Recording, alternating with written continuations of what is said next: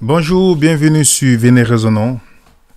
Nous sommes très heureux d'être avec vous pour notre panorama prophétique. Aujourd'hui, nous sommes très reconnaissants, nous remercions Dieu pour cette possibilité qu'il nous donne encore de partager avec vous ce panorama prophétique. Aujourd'hui, nous allons parler d'un sujet.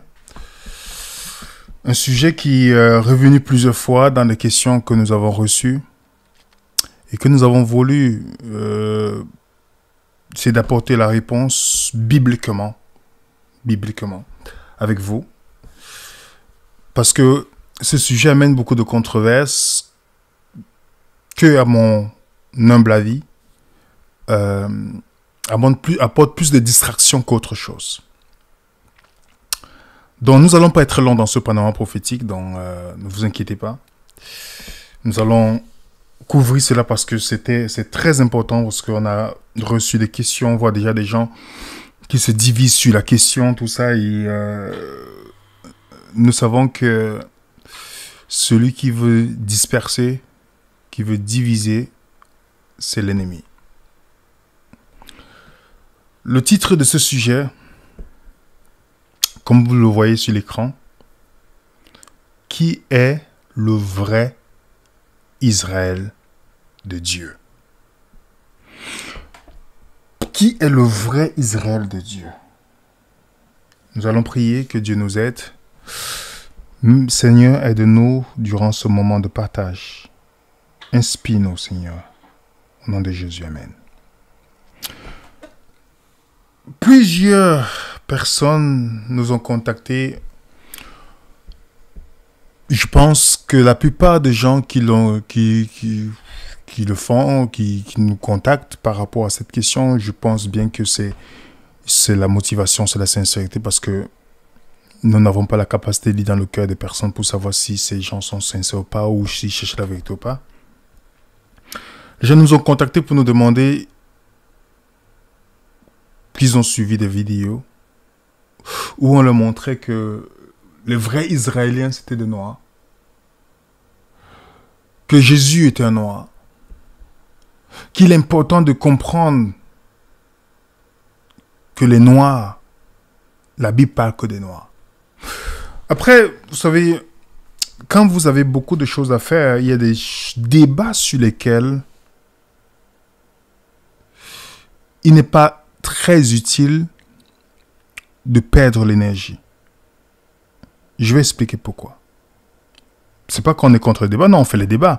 Mais il y a les sujets sur lesquels, quand vous voyez des gens répéter, on envoie des questions tout le temps, vous vous posez la question, si les affirmations que les gens font sont vraies, quel est le point avec notre salut? Ça, c'est une question que je me suis posée en voyant des personnes dire oui, tu vois, on nous cachait quelque chose. Bon, après, les gens sont libres. Mais il n'y a pas que ces personnes qui nous envoient des questions. Il y a aussi des groupes qui émergent, comme par exemple ce qu'on appelait les Black Hebrew. Vous avez déjà sûrement rencontré ces groupes très zélés, beaucoup de gens sincères là-dedans. J'ai eu à rencontrer certains, beaucoup de gens sincères parmi ces personnes. Et j'ai un sujet que je suis en train de préparer justement pour voir leur approche, leur fondation, d'où ça vient, qui est le fondateur de ce groupe. Il commence à remplir aux États-Unis, il y en a au Canada, il y en a en Europe, il y a aussi beaucoup qui commencent à émerger aussi aux Antilles. Donc, il y a des gens sincères qui croient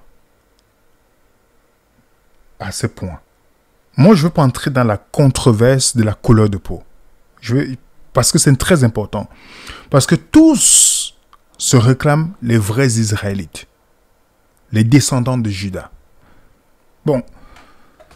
Et vous allez voir que dans plusieurs de ces mouvements, le côté littéral de la Bible, c'est-à-dire les fêtes juives, par exemple, la construction du temple, vous avez vu la présentation que j'ai faite. Pour ceux qui n'ont pas encore vu ce panorama prophétique, vous pouvez aller le regarder. Où j'ai essayé de montrer que tous ces mouvements sont liés avec une construction de temple. Le temple qui sera construit. Dans le 3e temple. Et la question, comment on peut se poser? La grande question est de savoir si toutes ces prophéties de la fin des temps, dans les Écritures concernant Israël et le temple, parlent de la nation littérale juive ou d'un bâtiment physique, ou existe-t-il une application spirituelle plus profonde? Ça, c'est une question que nous devons nous poser lorsqu'on approche cette étude. Parce que lorsqu'on approche la Bible, il faut qu'on comprenne cela. D'où vient? Parce que toutes ces personnes qui se réclament Israël, il y a d'autres il y a les chrétiens qui, par exemple, les juifs messianiques, beaucoup de gens sincères dans cette religion, mais qui croient à une construction de temple littéral, qui croient à un accomplissement littéral de le livre d'Apocalypse.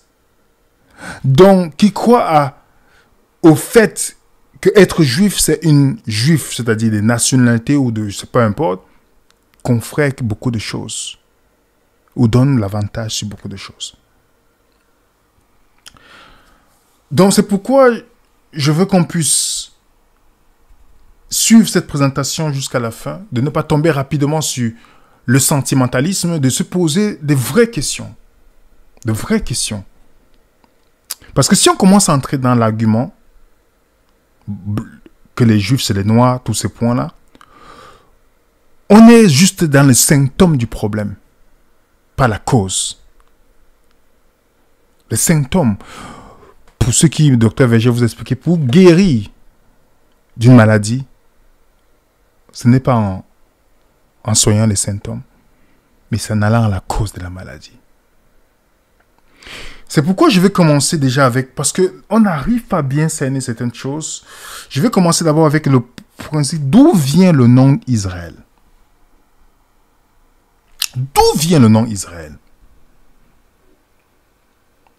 Il est impossible de comprendre clairement le sujet d'Israël en dehors d'une étude attentive de l'Ancien Testament. Donc la première fois que le nom d'Israël apparaît dans les Écritures, c'est lorsque Dieu discute dans la lutte nocturne, comme on dit souvent, de Jacob. Dans Genèse chapitre 32, le verset 28 nous dit, il dit encore, ton nom ne sera plus. Parce que remarquez bien, on a déjà essayé de discuter là-dessus. Parfois, il y a les chrétiens qui pensent qu'il faut appeler le nom El Shaddai, Yahweh, Adonai.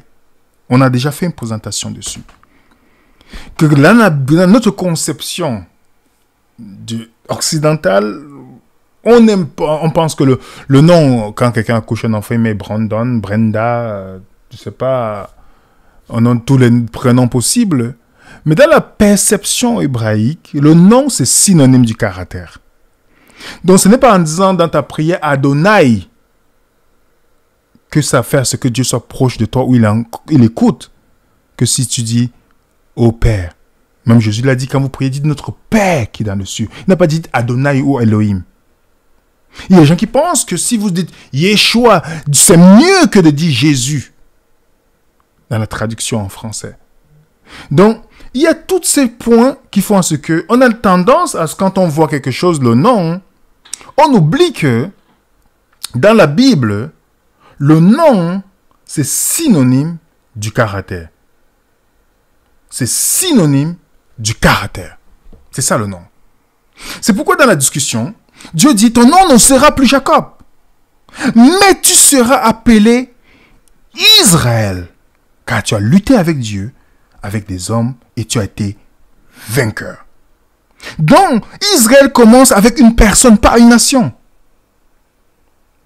C'est pourquoi si vous partez dans la Strong, pour ceux qui ont l'application Venez Raisonnant, on a Israël, Dieu prévoit, lutter avec Dieu, d'autres c'est vainqueur. Donc, La première fois lorsqu'on évoque Israël, il ne s'agit pas d'un peuple, mais d'une personne. Il faut qu'on note bien clairement. À cause que Jacob, qui veut dire supplanteur, il était un supplanteur puisqu'il a supplanté son frère. Remarquez bien, en supplantant son frère, c'est un péché devant Dieu. Puisqu'il a menti son père dit, quel est ton nom? Il a dit, je suis Ésaü. Pour la victoire sur son péché, pour la victoire sur ce qui se vit, où Dieu devait lui montrer, dans la lutte qu'il a, Dieu lui pose la même question que son père lui a posée. Cette fois, il dit la vérité. Comment tu t'appelles? Jacob. Ah, tu ne seras plus appelé Jacob, supplanteur, mais le vainqueur. Il est le victorieux. Donc, tout commence avec une personne qui a eu la victoire. La victoire. Et après Jacob, il a eu 12 fils. Et de lui maintenant est venu tout ce qu'on appelle la nation d'Israël. Mais ce nom Israël vient de Jacob, pas du peuple. Il faut qu'on comprenne bien ce qu'on veut partager là.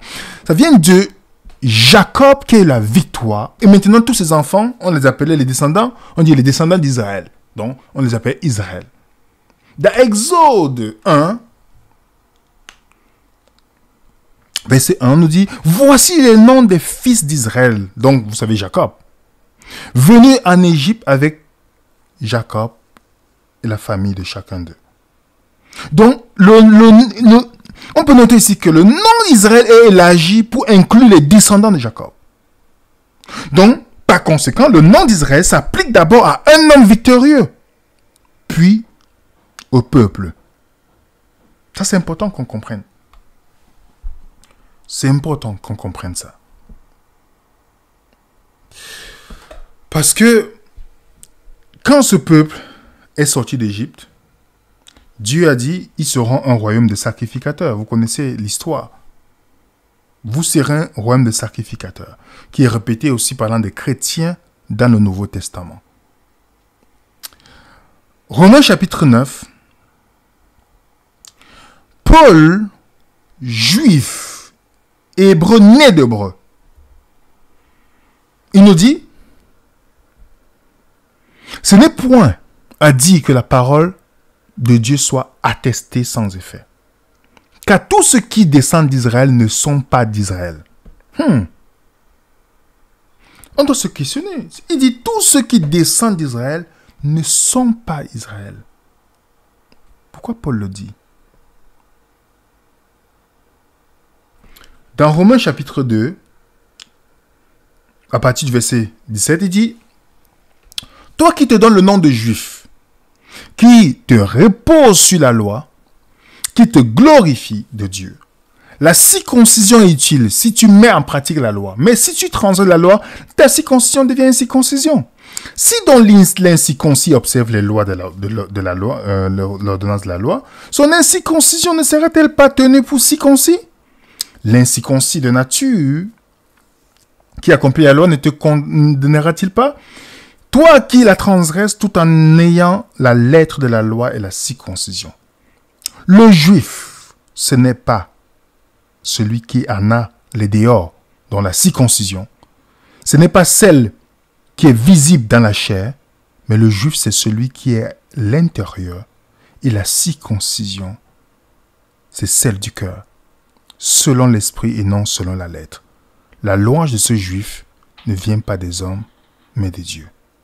Je ne sais pas si vous voyez bien ce que Paul fait le parallèle. Que tous ceux qui viennent d'Israël ne sont pas réellement Israël. Et puis il nous dit, le juif en principe, ce n'est pas celui qui a des choses extérieures qui montrent qu'il est extérieurement juif. Mais c'est celui qui a des transformations intérieures dans la circoncision du cœur. Et sa louange ne vient pas des hommes, mais de Dieu. C'est ce que Paul essaie de nous dire. Donc, celui qui réclame déjà les vertus de son judaïsme à cause peut-être de sa couleur de peau ou de sa provenance humaine, Aux yeux selon la Bible, ce n'est pas ça qui le qualifie juif ou israélien. Ce n'est pas ça qui le qualifie. Parce que Matthieu 3, hein, vous vous rappelez quand Jean-Baptiste parlait avec les pharisiens, qui se vantaient d'être descendants d'Abraham. Il leur dit, ne prétendez pas dire en vous-même, nous avons Abraham pour père. Car je vous déclare que de ces pierres-ci, Dieu peut susciter des enfants Abraham. N'oubliez pas, il parle aux Juifs ici, qui se vantaient d'être descendants physiques d'Abraham.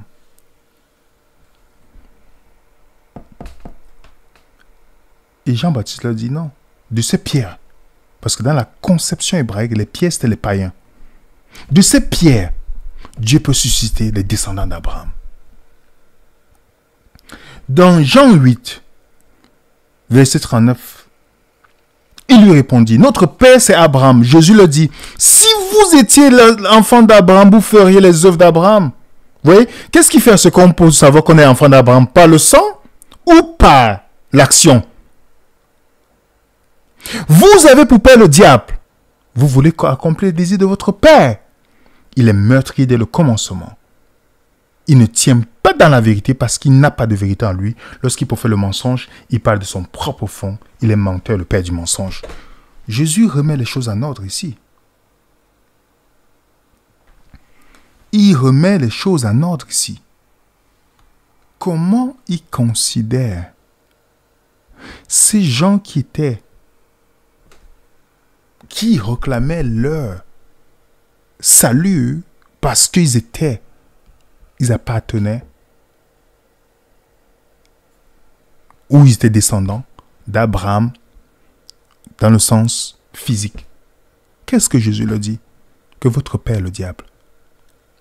Parce que ce qui fait des descendants d'Abraham d'après Jésus, ce n'est pas le fait que on a le même sang ou la même généalogie, mais c'est quelque chose qui fait Abraham spécial, c'est-à-dire les œuvres d'Abraham. Parce que dans la Bible, dans Genèse chapitre 15, lorsqu'on dit Abraham crut, il lui fut imputé à justice, c'est une phrase qui est répétée plusieurs fois dans le Nouveau Testament, faisant référence à la justification par la foi. Donc ce qui fait Abraham respecté dans la Bible, ce n'est pas sa lignée, puisque Abraham venait de Babylone. C'est un Babylonien, Abraham. Chaldée, où il sort, était une ville babylonienne.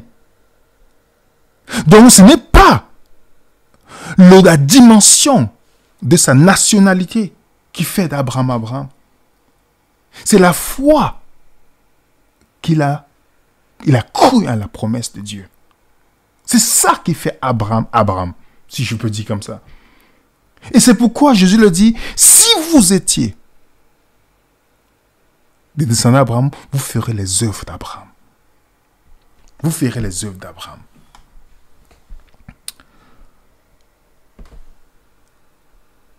Galates 3, verset 7 dit, reconnaissez donc que ce sont ceux qui ont la foi qui sont fils d'Abraham. Ce que je viens de dire tantôt. Qu'est-ce qu'il fait? C'est ceux qui ont la foi. Pas ceux qui sont les descendants à cause peut-être du sang et autres. Non. Et si ceux qui sont les descendants d'Abraham, c'est ceux qui ont la foi qui sont les fils d'Abraham. Philippiens 3, verset 3 dit, car les circoncis, c'est nous, qui rendons à Dieu notre culte par l'Esprit, qui nous glorifions en Jésus-Christ et qui nous mettons notre confiance, qui ne mettons pas notre confiance en la chair. Donc ainsi, Paul, qui est un vrai juif aux yeux de Dieu, il dit, le juif n'a rien à voir avec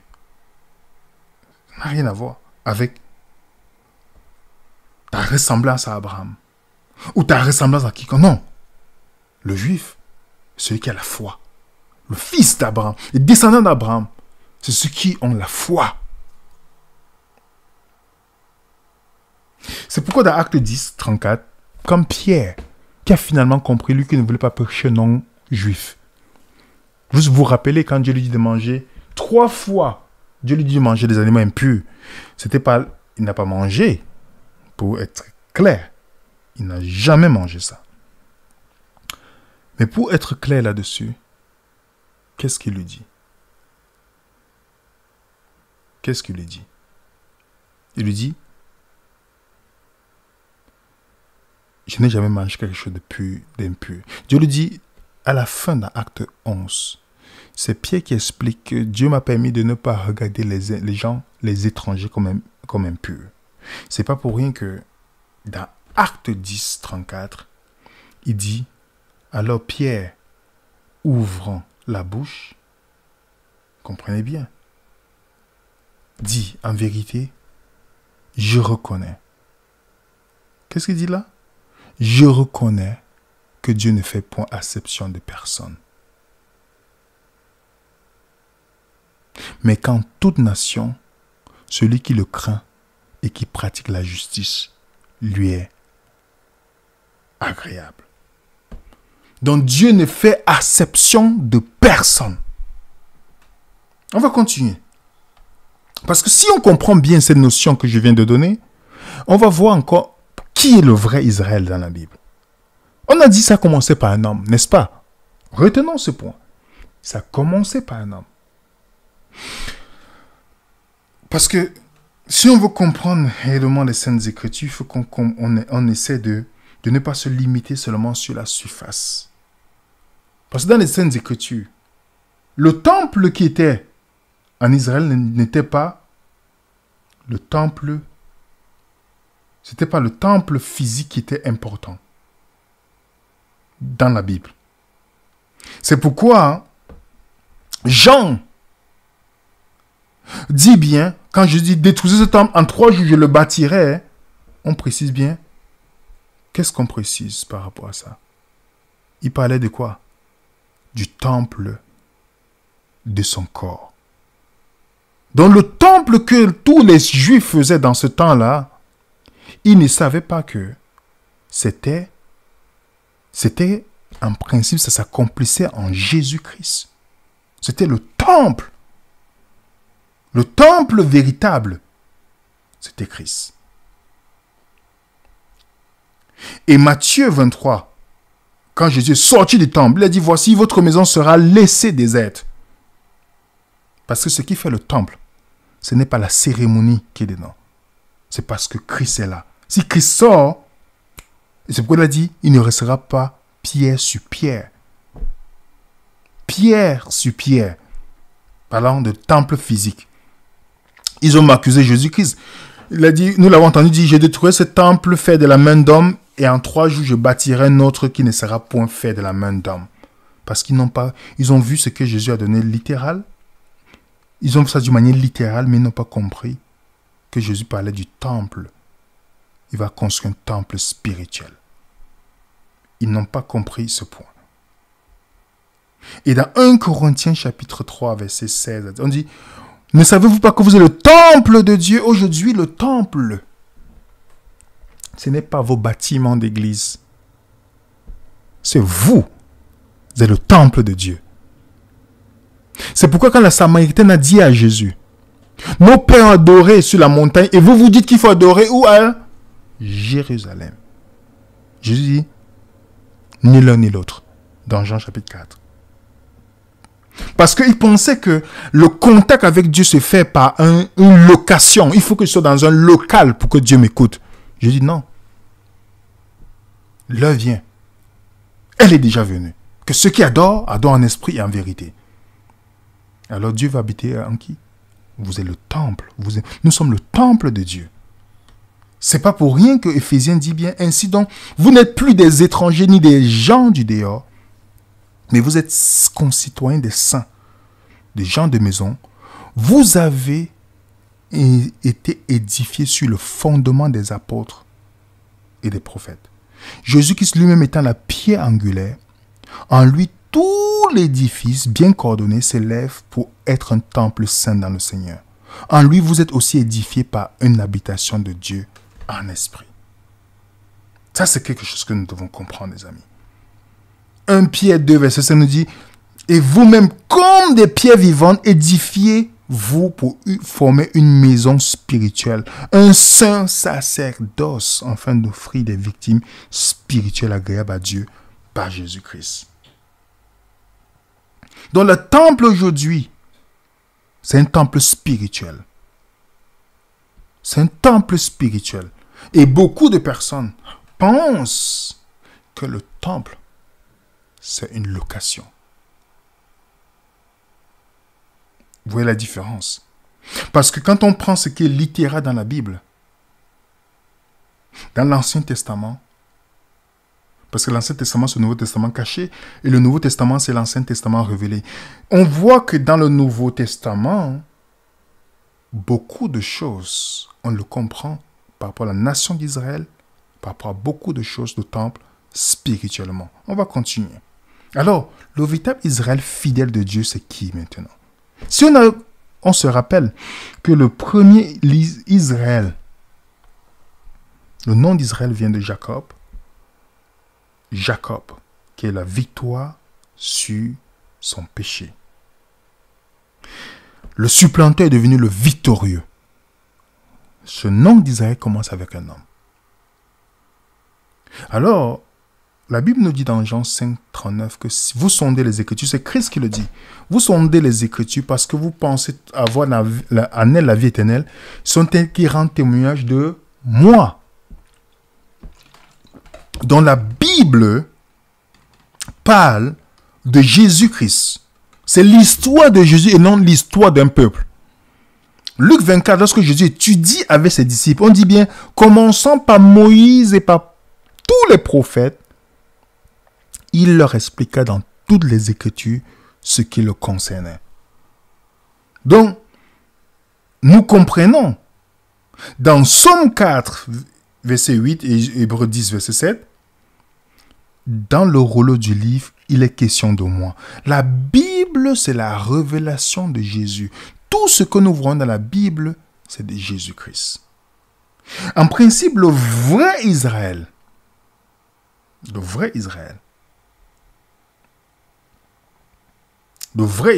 les amis, c'est Jésus. Exode 4, verset 22 à 23. Tu diras à Pharaon, ainsi parle l'Éternel, Israël est mon fils, mon premier-né. Israël est mon fils, mon premier-né. Je ne sais pas si vous voyez, Dieu s'adresse à ce peuple-là, mais en principe, c'est une expression prophétique que Dieu est en train de parler. Puisque le nom Israël, c'est celui qui est victorieux. C'est pourquoi vous voyez l'histoire. J'ai mis de Jésus, le vrai Israël.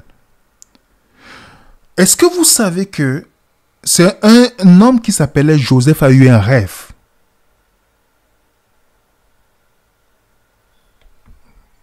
N'est-ce pas? Et puis il est allé en Égypte. Nous savons que le père, entre guillemets, de Jésus sur la terre, Joseph, a eu un rêve d'aller en Égypte. Il est resté en Égypte. Après, Dieu a appelé Jésus de sortir d'Égypte. Jésus est passé par l'eau, le baptême. Israël est passé par le baptême. Il y a 40 jours dans le désert, 40 années. On parle de Deutéronome. Deutéronome, c'est la répétition de la loi. Lors de la tentation, on sait que Israël était tenté dans le désert. Jésus était tenté dans le désert. Jésus a eu la victoire là où Israël a échoué. Et qui devient le nouveau Israël? Jésus. Je vais vous montrer au fur et à mesure. Déjà, l'expression Israël, mon fils, mon premier-né. Le premier-né, ce n'est pas dire le premier créé. Le premier-né, c'est celui qui a l'héritage. C'est celui qui a la bénédiction, la double bénédiction. Parce que le premier-né, c'est celui qui, dans l'héritage, dans Deutéronome, c'est le premier-né qui avait plus dans l'héritage et la bénédiction spirituelle. Donc, je peux donner quelques exemples. 1 Chronique, par exemple, 1 à 2 nous parle que Joseph est le premier-né. C'est lui qui est...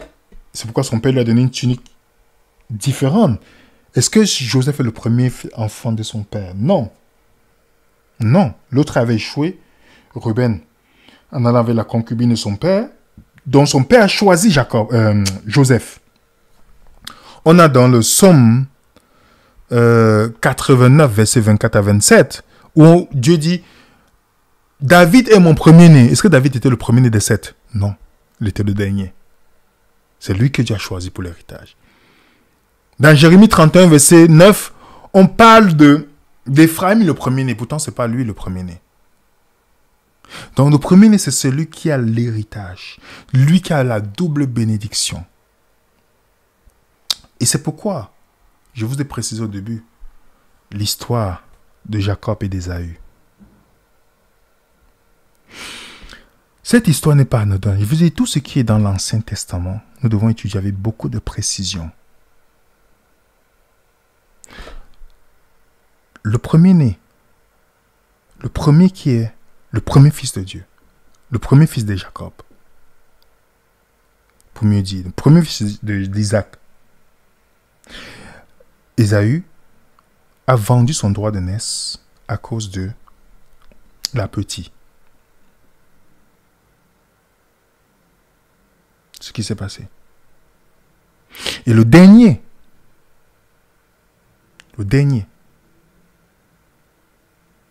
qui est Jacob, a pris la bénédiction du premier-né. Comment il a fait pour prendre la bénédiction du premier-né? Il s'est habillé comme le premier-né. Donc il s'est revêtu de la peau pour ressembler au premier-né. Et c'est ainsi que son père, en le touchant, lui a accordé la bénédiction. Vous voyez? Cette histoire maintenant. Et à ce moment-là, comme il a eu la victoire, c'est par lui maintenant que toutes les bénédictions de Dieu ont été données à partir de Jacob.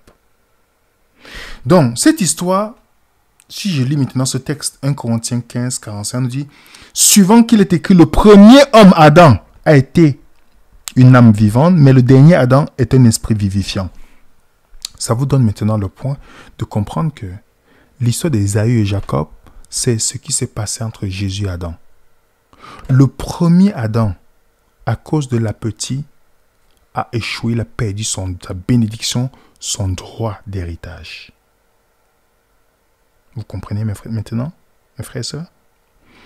Ce qui fait que pour que Jésus vienne, pour qu'il vienne prendre cette bénédiction qui était perdue, cet héritage qui était perdu par Adam, le premier Adam, Jésus devient le dernier Adam. Il se revêt de la même peau qu'Adam. Vous comprenez? Est-ce que vous voyez ça, les amis? Et c'est pas pour rien que dans Osée 11, verset 1, écoutez bien le langage. Quand Israël était jeune, je l'aimais. C'est Dieu qui parle. J'appelais mon fils hors d'Égypte. Alors cette prophétie de sortie d'Égypte, est-ce que ça s'applique à Israël littéral ou c'était une prophétie par rapport à Jésus-Christ qui devait venir avoir la victoire là où le premier Adam a échoué? Qui est le véritable Israël d'après Dieu aussi? Bien évidemment, vous avez la réponse. C'est Jésus. C'est Jésus qui est le vrai Israël et non un peuple. C'est Jésus qui est le vrai Israël. C'est pourquoi, vous voyez par exemple plusieurs fois dans le livre de Matthieu, cette expression est utilisée pour montrer l'accomplissement en Jésus. Jésus est né à Bethléem en Judée. Au temps du roi Hérode, voici les marches d'Orient arrivaient. Alors Hérode, voyant qu'ils avaient été joués par les mages, se mit dans la grande colère et envoya tuer les enfants. Je ne veux pas citer. Le verset 14, Joseph se leva, prit la nuit le petit enfant et sa mère et se retira en Égypte. Il resta jusqu'à la mort d'Hérode, afin que s'accomplisse ce que le Seigneur avait annoncé par le prophète, j'ai appelé mon fils hors d'Égypte. Donc, qui est-ce qu'on appelle Israël véritable dans les Saintes Écritures? Il s'agit de Jésus-Christ. Il s'agit de Jésus-Christ, le véritable Israël. Donc, dans l'Ancien Testament, un homme nommé Joseph se rend en Égypte pour préserver sa famille. Dans le Nouveau Testament, un autre homme, Joseph, eut également des rêves de se rendre en Égypte pour préserver sa famille. Quand la jeune nation d'Israël sort d'Égypte, Dieu l'appelle mon fils. Lorsque Jésus sort d'Égypte, Dieu l'appelle mon fils. Quand Israël quitte l'Égypte, son peuple traverse la mer Rouge. L'apôtre dit qu'ils ont été baptisés à Moïse, pas dans la mer. Jésus également a été baptisé pour accomplir toute justice. Immédiatement après, Dieu le proclame mon fils bien-aimé. Mon fils bien-aimé. Après la traversée de la mer Rouge, les Israéliens ont passé 40 ans dans le désert, conduits par la colonne de feu, l'Esprit de Dieu. Immédiatement après le baptême, Jésus est conduit de l'Esprit dans le désert pendant 40 jours. À la fin des 40 ans, Moïse écrit le livre de Deutéronome. À la fin des 40 jours que Jésus a résisté aux tentations, il résiste à toutes les tentations que Jésus a résisté. Il a cité dans Deutéronome. Deutéronome 8, verset 3, Deutéronome 6, verset 13, Deutéronome 6, verset 16. Toutes les tentations de Jésus.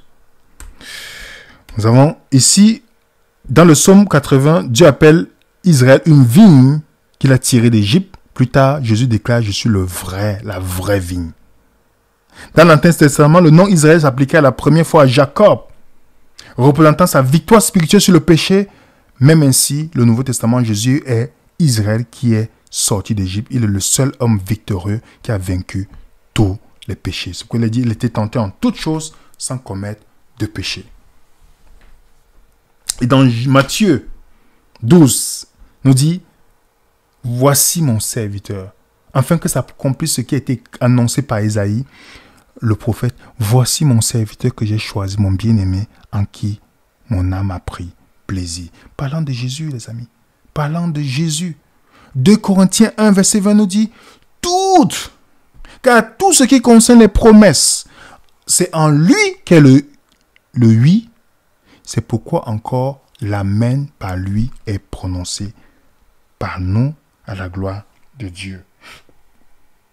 Donc toutes les promesses de la Bible, ce n'était pas pour Israël, littéral. C'était Jésus-Christ, les amis. Donc toutes les promesses sont oui en Jésus. Et l'amen aussi. Amen. C'est pourquoi, même dans les fêtes juives, on voit comment Jésus-Christ est l'accomplissement de ces fêtes juives. Mais il y a des gens qui continuent aujourd'hui. La Pâque, Jésus est mort à la Pâque.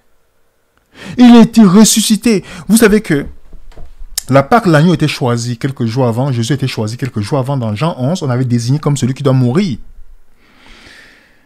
Il est mort entre deux soirs, Matthieu 27. Comme Deutéronome l'avait dit. On dit twilight en anglais. Entre deux soirs. Il est mort entre deux soirs. Il est crucifié. Il est mis dans le tombeau. Son corps n'a pas connu la corruption. Comme le psaume 16 le dit, tu ne permettras point que ton bien-aimé connaisse la corruption.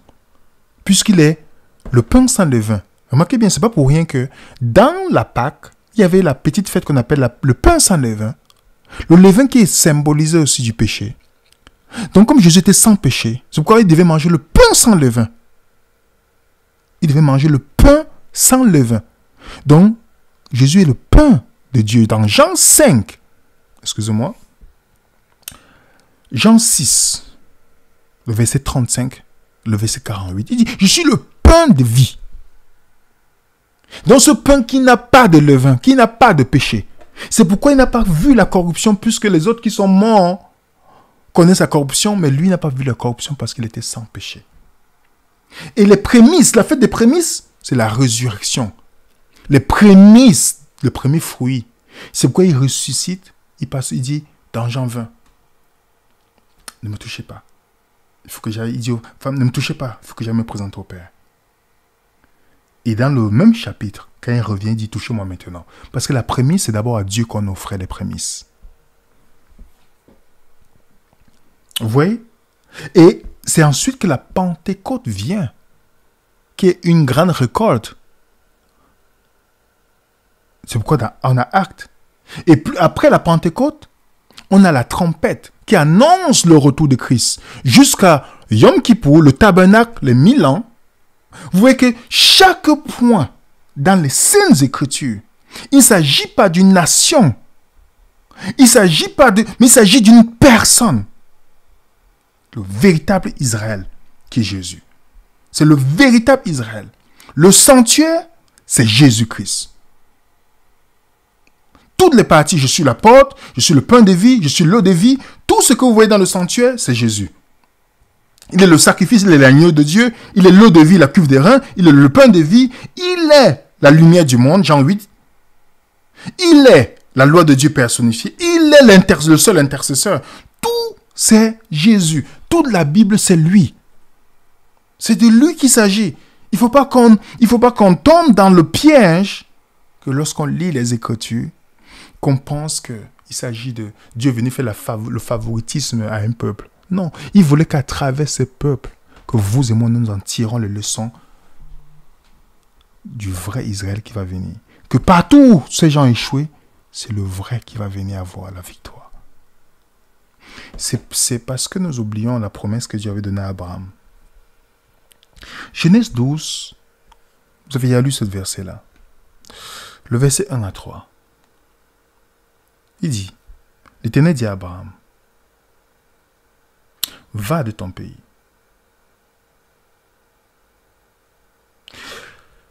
Qu'est-ce qu'il dit?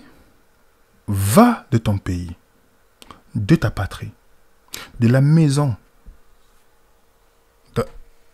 de ton père. Je te montrerai, dans le pays que je te montrerai, je ferai de toi, comprenez bien, une grande nation.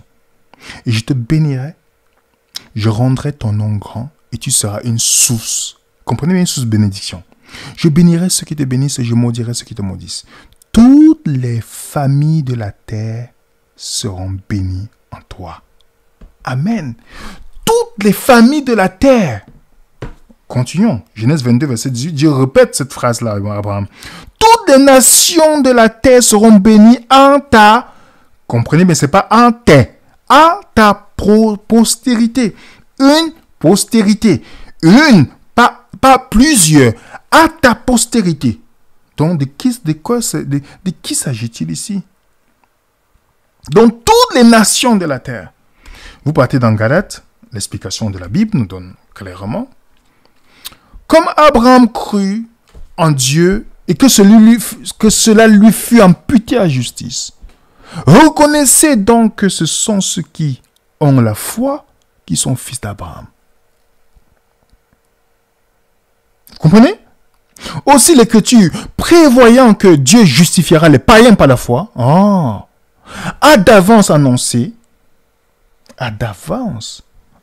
cette bonne nouvelle à Abraham. Donc Dieu a annoncé cette bonne nouvelle à Abraham. Ok? Et Dieu a annoncé cette bonne nouvelle d'abord à Abraham. Comment les païens sont justifiés? D'abord, dans cette bonne nouvelle, toutes les nations seront bénies en toi. Toutes les nations seront bénies en toi. Paul reprend cette phrase. De sorte que ceux qui croient sont bénis avec Abraham, le croyant. Vous remarquez bien comment on dit Abraham le croyant. Or, les promesses ont été faites à Abraham et à sa postérité.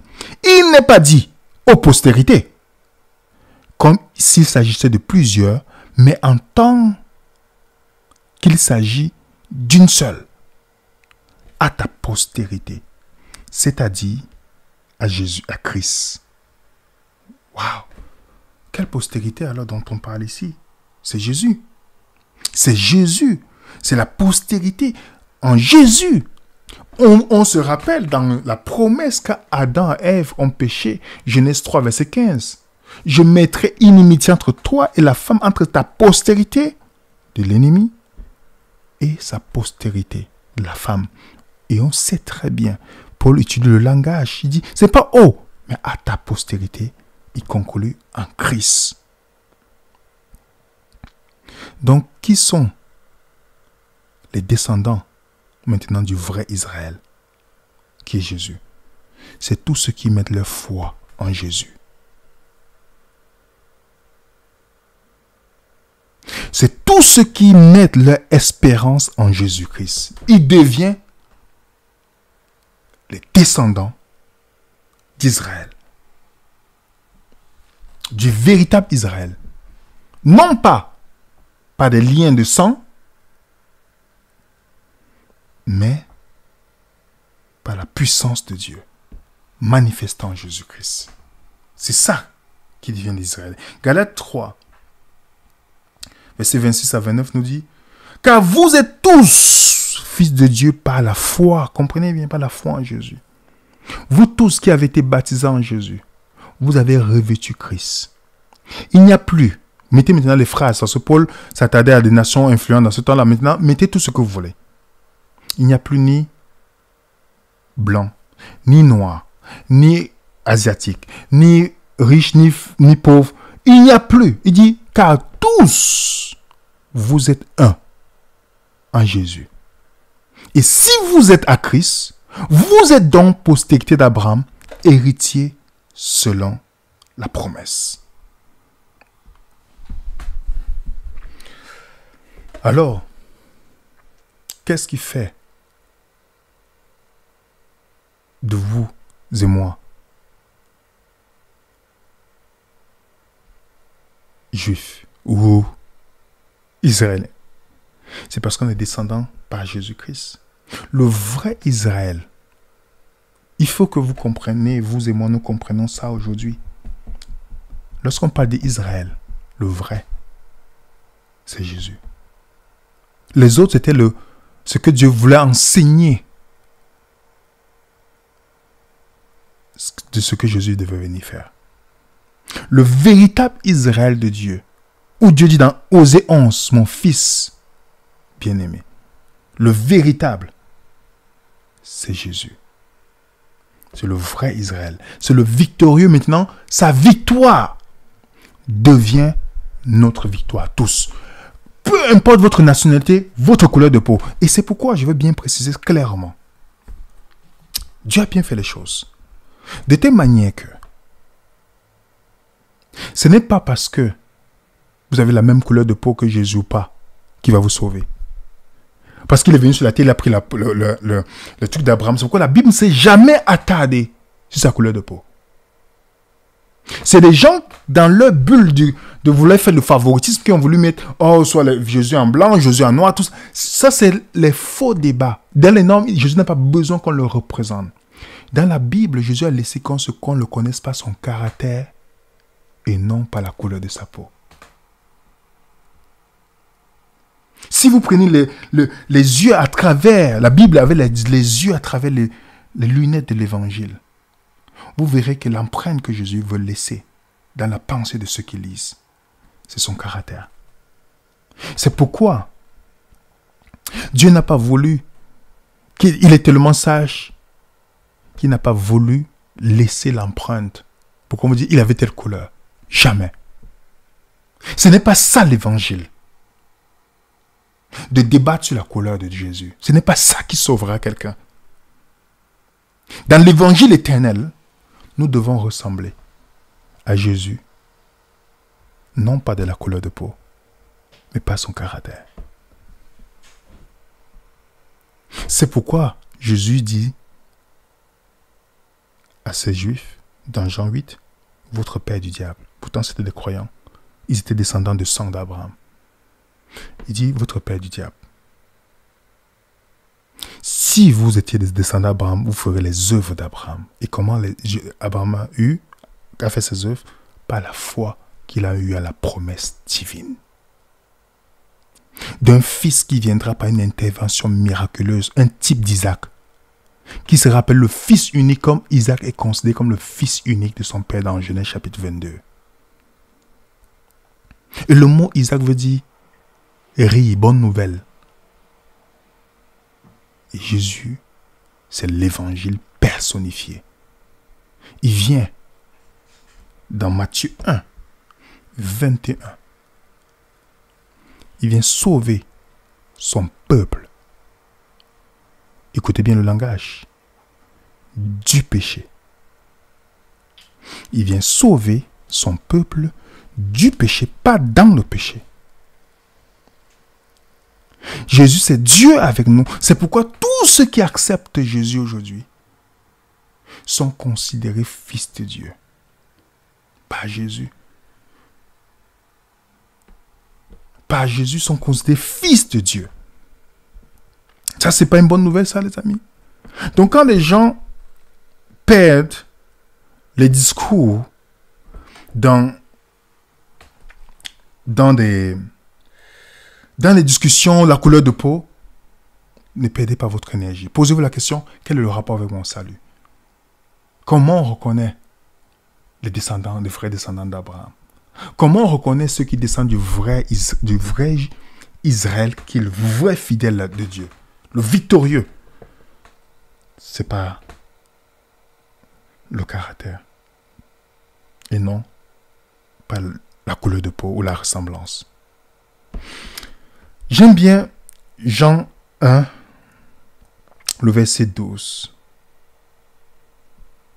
Le verset 11 d'abord dit, parlant de Jésus, cette lumière, elle est venue dans le monde et les siens ne l'ont point reçue.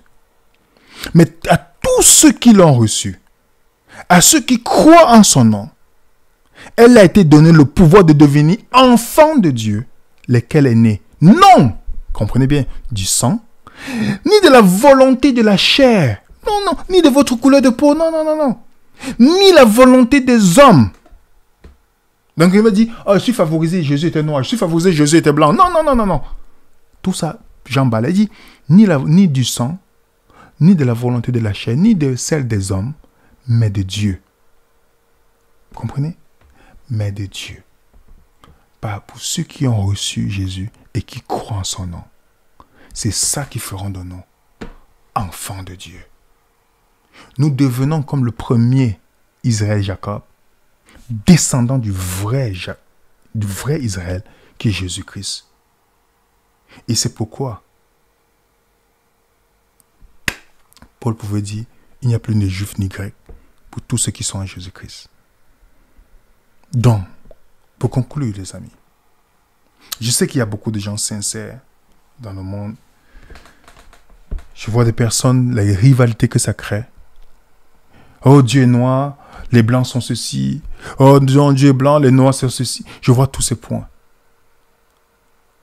Vous savez que nous tous, nous venons du premier Adam. Mais pour que nous soyons sauvés maintenant, comme le premier Adam a échoué. Jésus a subi les 3 tentations qu'Adam a subies. Mais Jésus est la victoire dans ces tentations-là. C'est le vrai victorieux. Partout où Israël a échoué, Jésus est la victoire. En citant les 3 textes dans le désert où Israël a échoué. Deutéronome 8, verset 3. Deutéronome 6, verset 16. Deutéronome 6, verset 13.